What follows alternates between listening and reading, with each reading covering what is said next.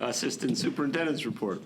So good evening. Tonight I'll provide the Board of Education with financial information for the month of March, and that represents 75% of the fiscal year. So beginning on Board Book page 16, you'll see the monthly summary report. The total operating revenue for the month was $8,248,529, with 95% of this coming from property tax and CPPRT, 2% coming from federal and state reimbursements, and the other 2% coming from local revenue, which is primarily food service reimbursements from our satellite schools. We pay that money out, and then they reimburse us. The total operating expenditures for the month were $2,061,381, with 79% towards salary and benefits, 9% for purchase services, primarily food service again, and then 8% for special education tuition. In regards to the large amount of money we collected with property tax, from the spring collection, we're chasing, including debt service, we're chasing about $1.5 million. Currently compared to what we have budgeted for. So I do anticipate if the pattern continues as it kind of mirroring the fall, we should get hopefully most of that money by the end of the fiscal year. But with COVID, you never know. So that does make me still a little apprehensive. Moving on to the next page, the monthly financial statements. The fund balance summary shows that the district currently has a surplus in its operating funds of a little over $4 million, and again, that's due to receiving that large influx of property tax that we receive 2 times each fiscal year. So the surplus will start to decrease as the district spends money in the remaining 3 months of the fiscal year. It's a little hard to track in comparison to last year, just because some things have shifted, especially in regards to expenditures, as well as property tax, because they've expanded that collection period. But if we go to the next page, you'll see the summary of revenues shows that the district has received 92% of our budgeted revenue for the year. And this is the same exact percentage as it was last year. However, we were really conservative when we made this budget. And so the revenue, looking at the dollar amounts, is down this year by $505,988. So while the percentage is the same, we were conservative when we were doing the budgeting process. The summary of expenditures shows that the district has spent 71% of the budgeted expenditures for the year. And this amount is down from last fiscal year at this time, which was 75%. A small portion of that is due to shifting stipends around. We have the spring season now as well as the summer, and so those stipends are shifted to a different time frame. But just also in general, some of the expenditures are down because the expenditures are different with not having students in the building. And so I do think we will come in under budget with expenditures. And then always, as included for your information, is a statement of revenue and expenditure report for the month, as well as the student activity account summary for the month. Also this month, I've included 2 additional reports for your information. The first, as Dr. Skinkis referenced, is the COVID-related expenditures for fiscal year 21. That begins on Board Book page 35. We modified the formatting based on the feedback from the Finance Advisory Council. So this tracking document includes any expenses related to COVID-19 through this fiscal year. And it only captures right now through the 3rd quarter. So it will be much more comprehensive at the end of the fiscal year, and we'll report out in July when we are able to capture everything. So as you can see, it's organized by category. So for example, you can see we've spent $56,604.73 on buildings and grounds, which primarily includes PPE and sanitation supplies. And also, I'm going to take a pause too. This doesn't include anything that we may have purchased June in preparation for this year, because that would have hit last fiscal year. So this is only comprehensive for this fiscal year. And then also another example, $66,560.25 on technology-related purchases. And I've tried to provide, more of a just comprehensive summary on how many webcams we've bought, or how many, document cameras, things of that nature, to help teachers be able to teach in the classroom, but also to the students that are at home. Did as we well. only have 25 students who had connectivity issues? Yes, and we don't Wow, have that's 20, a small number. yes, and we don't have 25 at any given time. We have 25 hotspots, and so that number can range from like 15.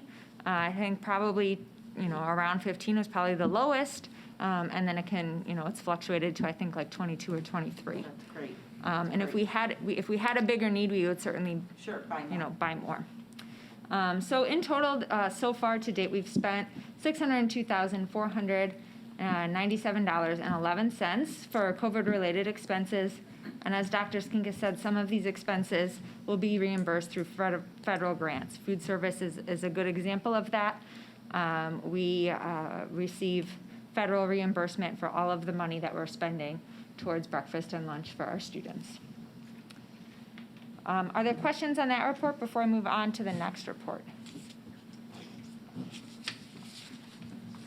Okay. The next report is on Board Book page 37, and this is the facility rental report for the third quarter. It only includes paid rentals.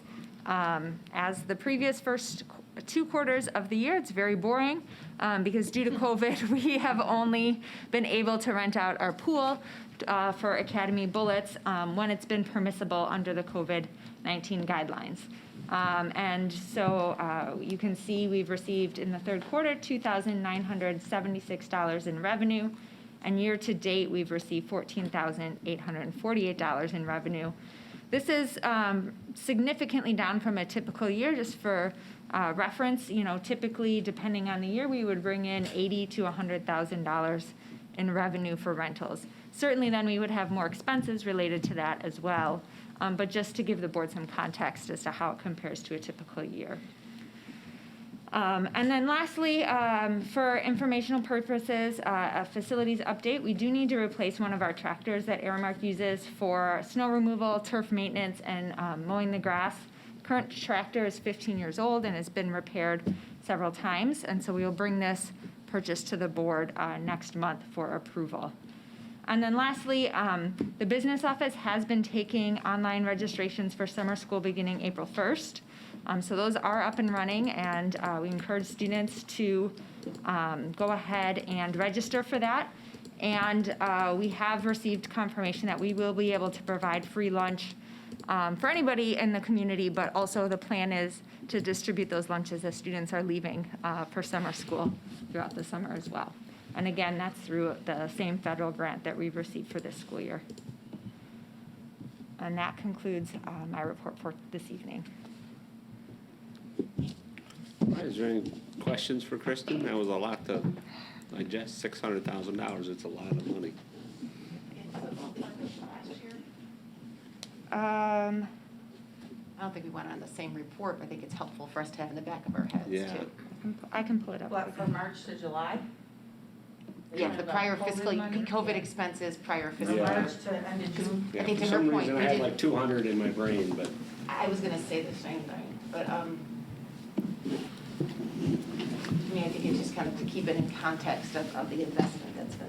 I don't know that we can compare because it was really still unfolding in March and April. well, I don't know if it's a comparison, it's like a rolling total, right? It's a rolling total, yeah. And it's what, the idea was that last year we said yes is the answer, what's the question? Yeah. Basically, we opened the checkbook for what So- we could do. Yeah, last year we tracked it a little differently, and where the expenses would have come in last year, we didn't necessarily have PPE and things of that nature. There wasn't really anybody in the building. Right.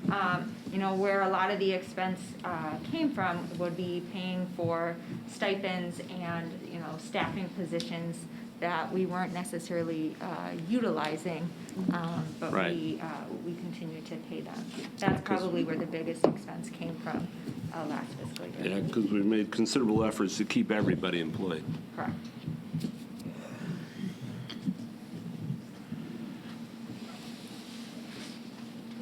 And then for the budget for this year, I know we budgeted well under rentals because of how we, what the scenario was, but we also heard earlier that the building is opening up more for rentals, so is that We've gotten 14,000 out of 80. What do we anticipate getting of the rest of the year?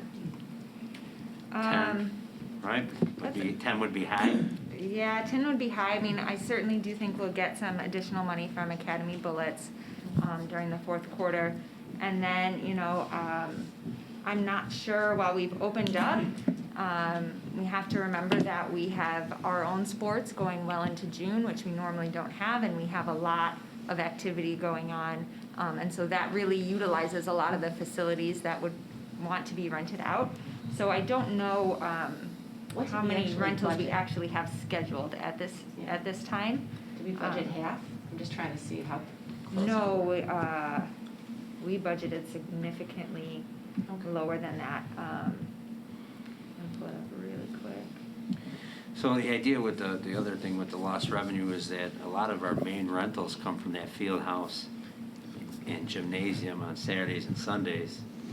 And so a lot of the travel baseball and travel AAU teams or junior Bulldogs, those teams that would use our facilities couldn't in their peak season. So we'll get some basketball rentals this summer, but most of the other sports that would rent our gym or our field house are now outside because the weather's changed. Yeah. We only budgeted $6,000 Okay. for rentals.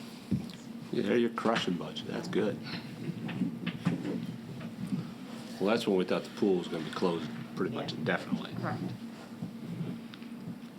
because that's one of our biggest nuggets A lot has anyway. changed since when we created the budget in